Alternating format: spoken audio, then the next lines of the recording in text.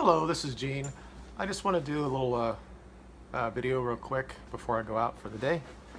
Um, Many people know that who follow me on this YouTube channel that I was a former Democrat. I still registered as a Democrat, but I was going back up at a blog that I had before my stroke, and I just reading some of the stuff that I wrote back then. This is about 8 years ago. A little bit, yeah, almost 9 years, I guess, at this point. Um, and it just shows that people can change. My thought processes were a little bit different back then. You can say what you want to say. I think that I was indoctrinated. I had the same issue that a lot of people on the left and people on the right have. They get caught in their own echo chamber and they can't get out of it. That's why now, especially, I look at both sides of the opinion. I will stand firm in my beliefs about advocating for people like me. However, I have changed somewhat, and it's interesting because I've been told since I had my stroke that I've changed so much that they can't really understand that. So I have to be honest, because some of the things I wrote back then, my kids knew what I was thinking about. They're adults now. Back then they were 13 or 14 years old, and I influenced how they thought, and they're very liberal people.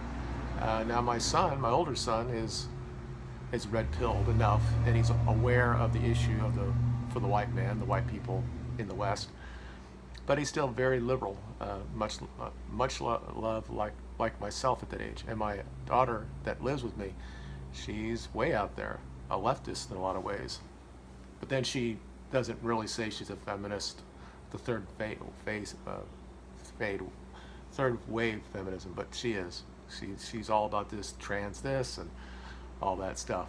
So you know that I have problems reading off of stuff, but I'm just going to read something that I would not agree with right now.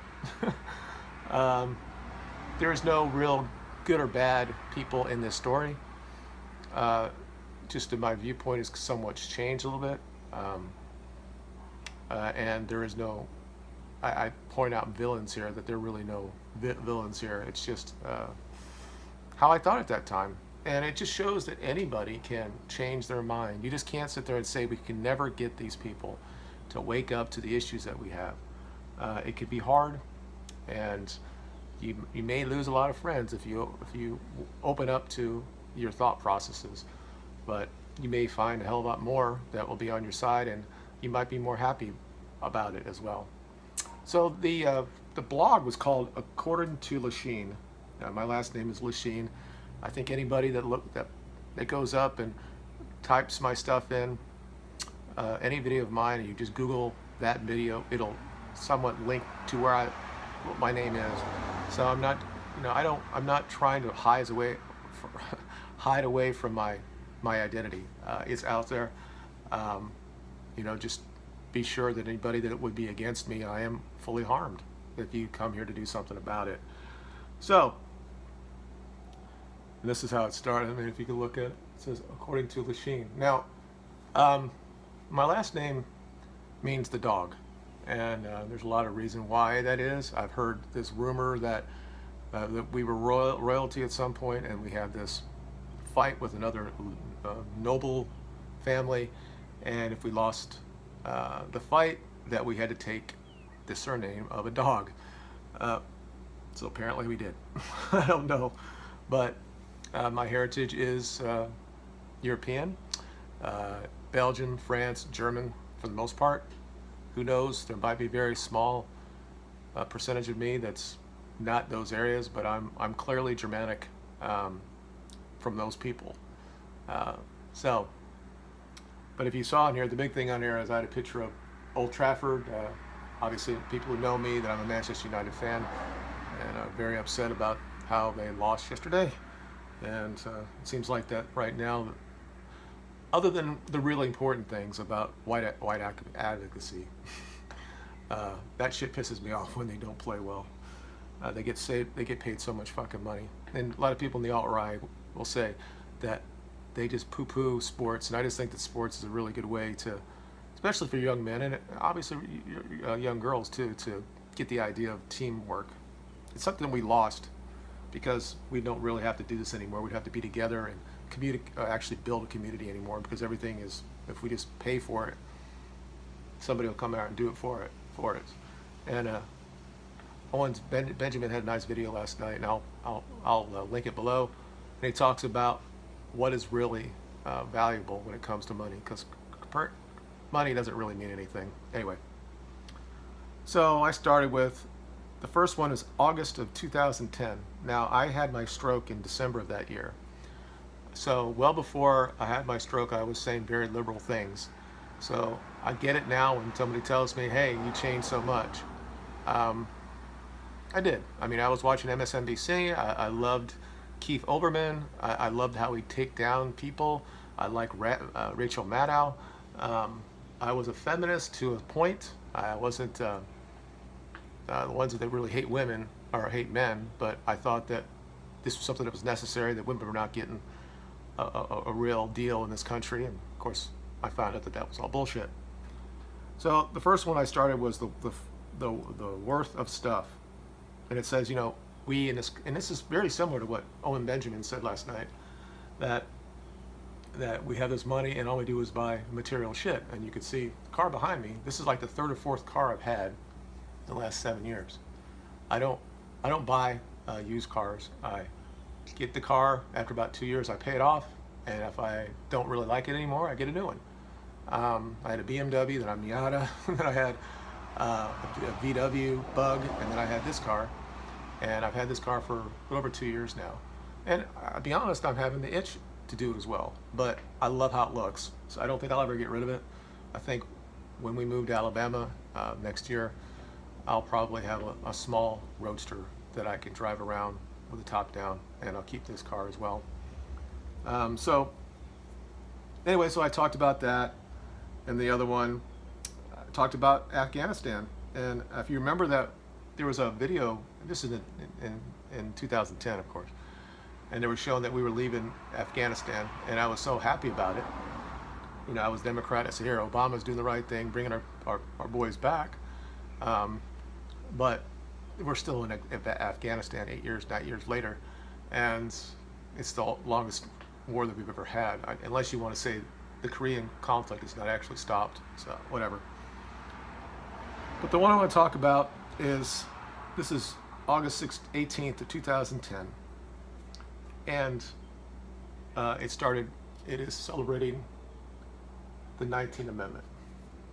And as I became, after my stroke, and I had time not to do anything, when I was trying to learn how to read and write and talk, I had all this time to go online, and I started hearing things. And I'll be honest, people like Ben Shapiro kind of red-pilled me, Steven Crowder, Stefan Molyneux, some of the other thought leaders at that time who weren't really into white advocacy, but they opened up my eyes. And then I started going down that rabbit hole, and I talk a lot on this channel.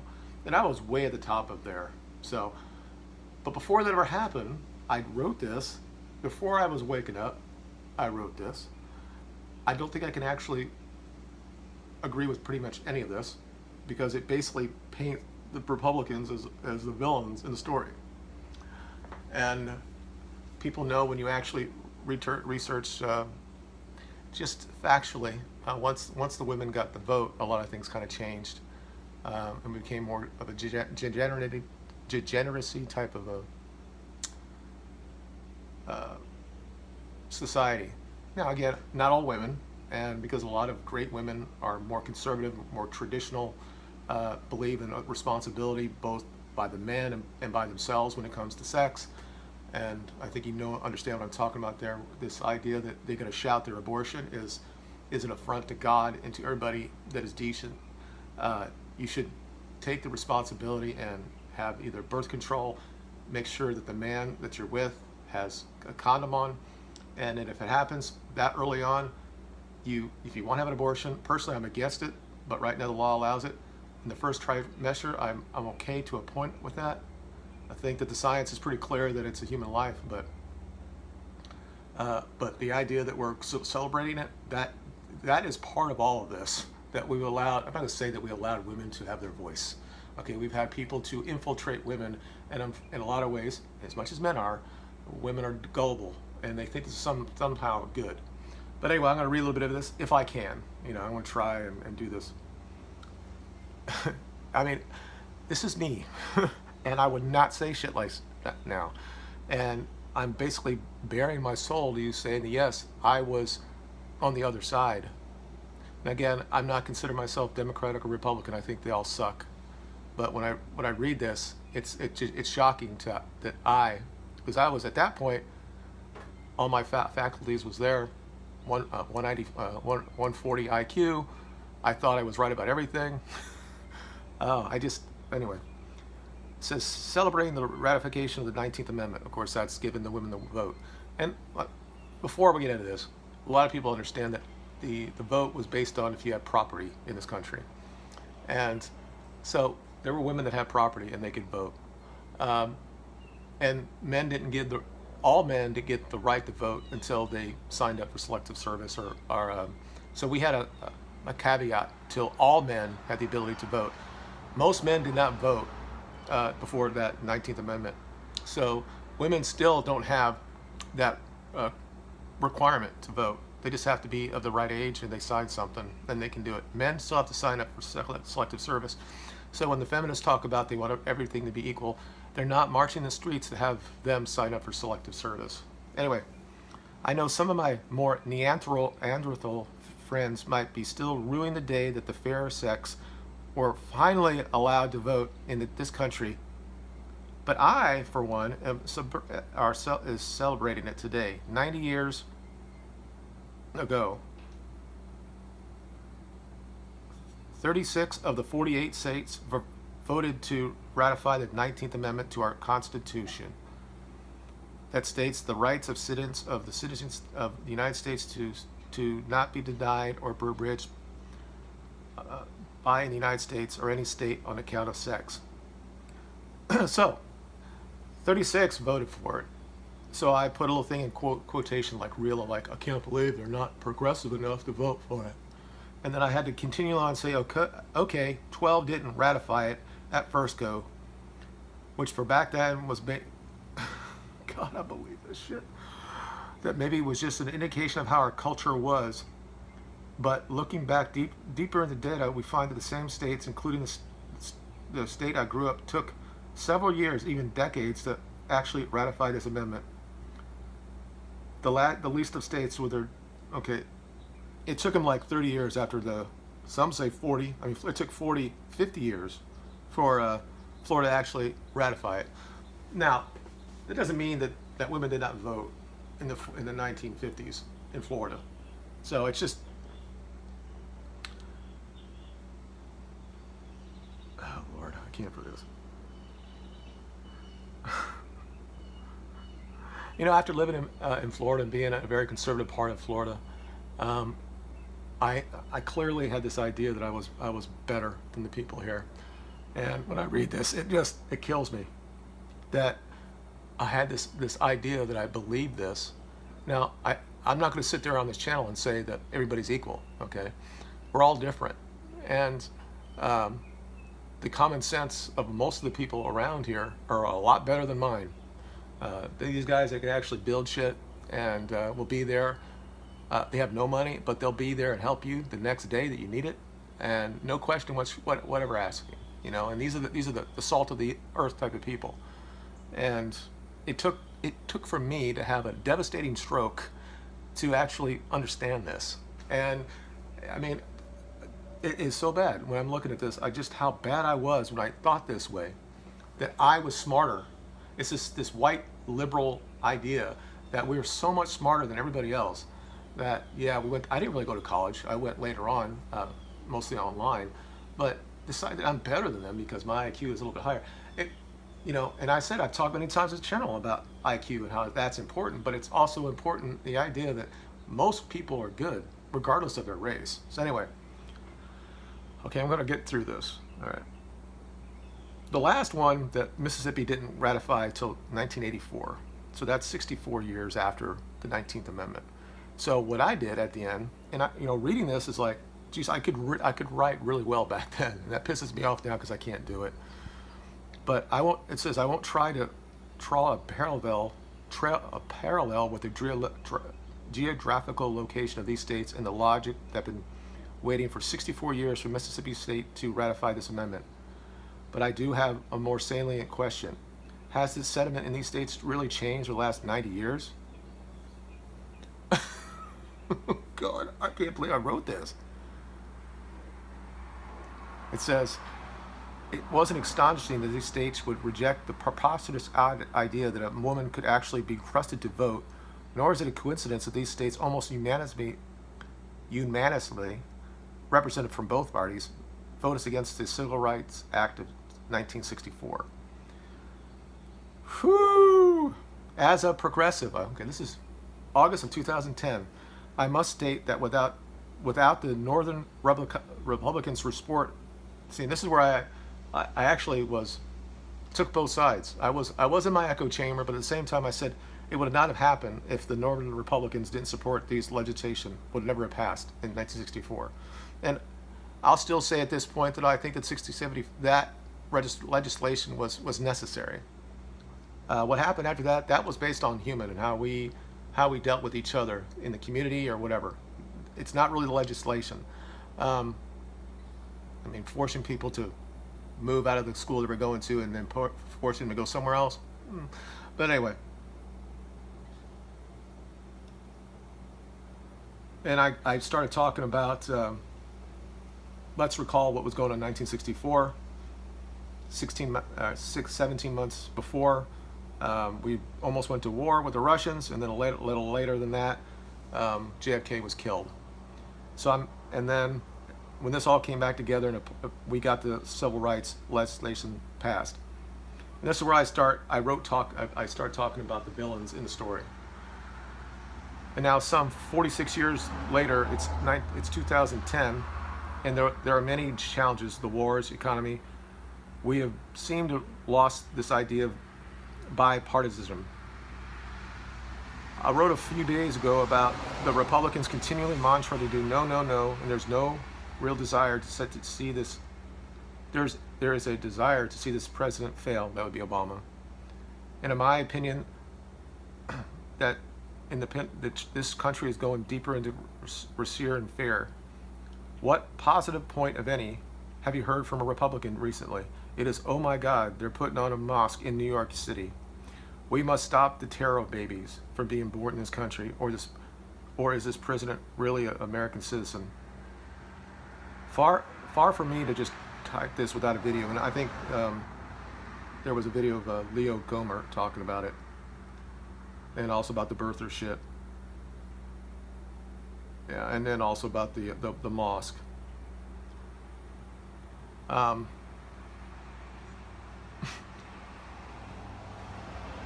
I would probably agree with the other side at this point, that we need to be more vigilant with the people we have in our country. So, again, people can wake it up. Now, again, I could be wrong, right? Maybe I was right 9 years ago. I don't think so. I think that I'm more educated when I understand what's going on in the world, and I see what's coming. It said at the end, I'll leave with this from Pastor Martin Niemöller. They first came for the communists, and I didn't speak up because I wasn't a communist. Then they came for the trade unionist, and I didn't speak up because I wasn't a trade unionist. Then they came for the Jews. Now, you know that people on this channel know that I rail about this. So after I woke up, I mean, I have all these movies about the Holocaust in my movie room. I bought in that bullshit, and it's so infuriating to me. This is me. This is my words. It's on the internet. It's like if I ever got really huge, they would say that I'm basically opposite, whatever they call it. What's the word? Controlled opposition. That I'm trying to wake up and just to out the bad people, the people that are white nationalists and stuff. It says, then they came for the Jews, and I didn't speak up because I wasn't a Jew. Now they come for me, and by that time, no one was left to speak up. Now I would just change all that and say, okay. And I was a white guy, and I didn't stand up for myself, and no one came in to help me. But that was the end of that. And then I did a whole thing about the Muslim community center too.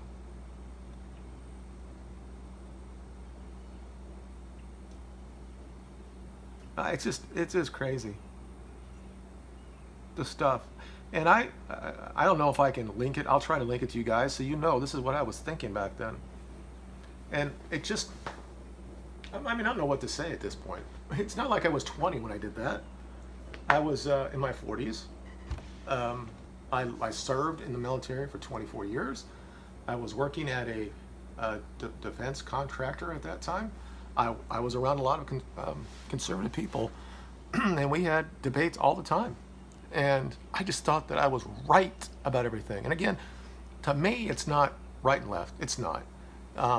I advocate for European people around the world because nobody really is doing it. And I don't like it when people in my family think that basically what I'm saying is racist. I'm like, well, okay, I'm just trying to be honest here. If it was a black person, I would say the same thing. Would you say that's racist if they said it? And of course, they talk about who's really oppressed, and that white people were the majority and all that stuff. We're not really oppressed. Um, I don't know what to say. I mean, I get, it's just like when you read that stuff, and then I'm like, well, maybe something happened to my brain during my stroke, because there is some proof that you definitely can get more emotional, or you cry a little bit more, that you're a little bit different after you have a brain injury, because you could talk about like a real brain injury, that you're out in the field and you get shot or something, a traumatic brain injury.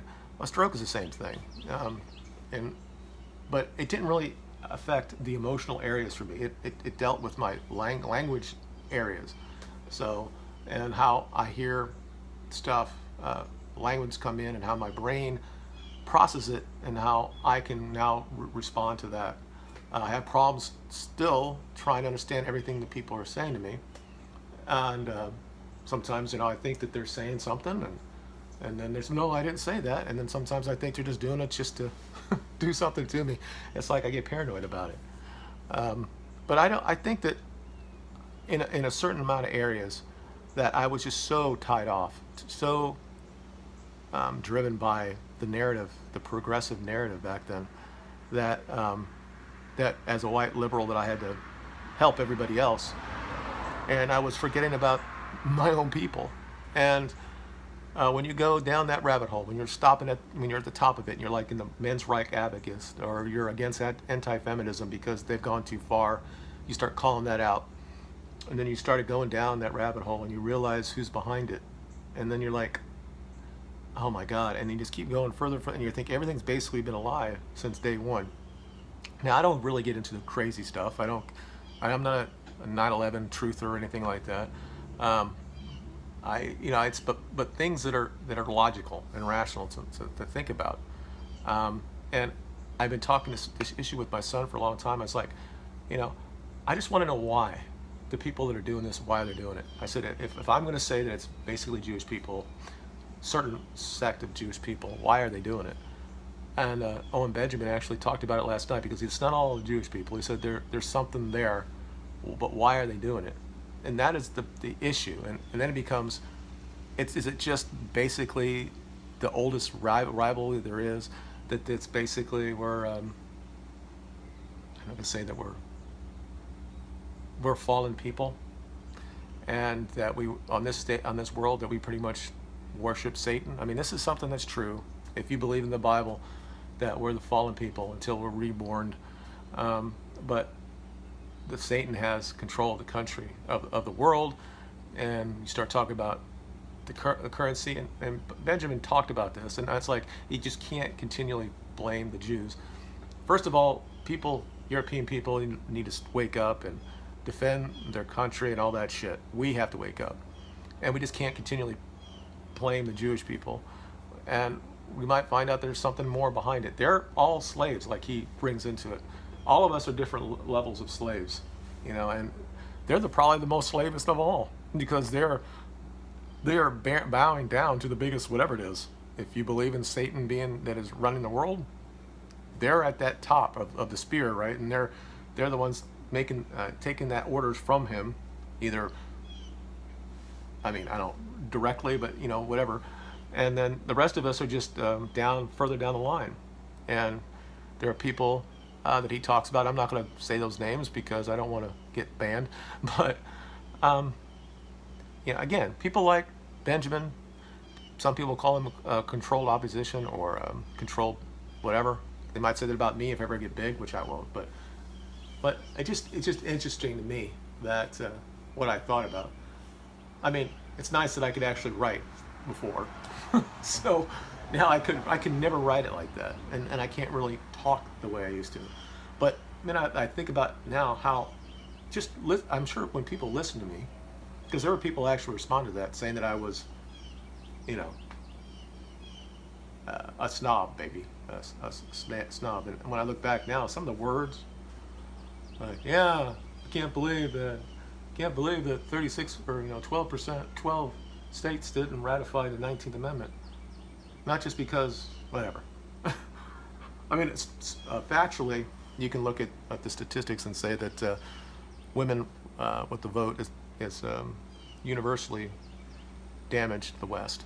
So again, it's not like men are the greatest of all time, but it is what it is. So they're the ones that were waiting out there with the signs saying refugees to come into Germany, and then 18 months later, 8,000 are being raped and murdered or whatever by these people that are invading. So I guess that's that. When I finally wake up, that had to be one of those things. Rotherham, the grooming thing. When men wake up and see that their women or their kids are being abused, then things happen. But I'm still waiting. I mean, I was way over there on the left side, and if I've woken up, I'm still waiting other millions and millions and millions of other people to wake up. Either if we don't, it's going to come to an end, and there's going to be a war that it's not going to be nice. Anyway, I've been talking for way too long. 27 minutes, that's crazy. But if you want to follow that, I will put it down below, the link to that. You can read my musings that I called back then. How great I was. So you can see, and it's proof that people can change, especially when you think from an ideologically type of point of view. Back then, there'd be no way that I would have said that the white man need help. There's no way.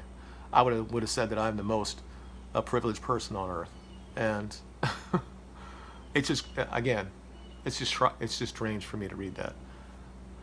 Okay, thank you for watching, you guys, and I'll talk to you later. You guys have a good week.